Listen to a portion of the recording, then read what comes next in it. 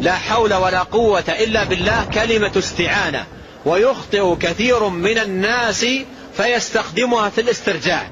ما معنى هذا؟